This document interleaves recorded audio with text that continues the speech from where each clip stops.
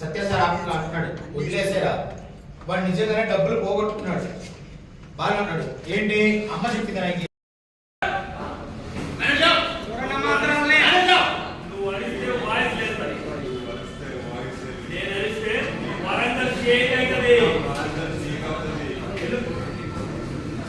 కానీ అది మారుస్తాను లేకపోతే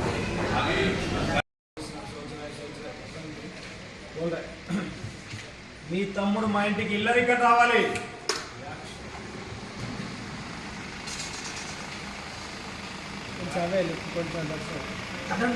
థింకింగ్ చాలా మతలబు ఉందనుకుంటున్నావా? ఎస్, మా చెల్లెలు కేరింగ్, మీకు కూడా కొంచెం ఉపయోగం ఉంది.